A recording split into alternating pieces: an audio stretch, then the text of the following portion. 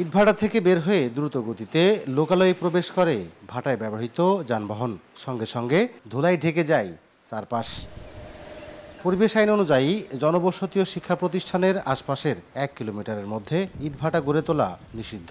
সে আইন অমান্য করে ঝিনাইদহের হরিণাকুণ্ডু উপজেলার চাঁদপুর গ্রামে গড়ে তোলা হয়েছে ৪টি ইটভাটা।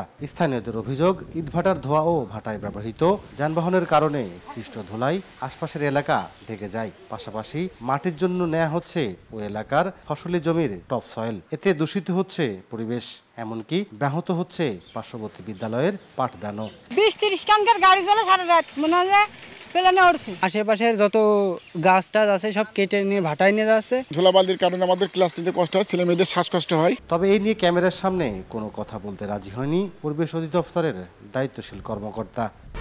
১, ২, ৩ ঢাকায় জমি জিতে নিন ১০০% ক্যাশব্যাক সহ ২০ কোটি টাকার পুরস্কার।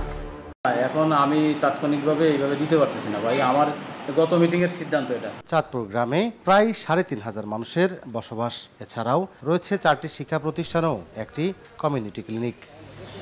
লোটাস রহমান সোহাগ, সময় সংবাদ, ঝিনাইদহ।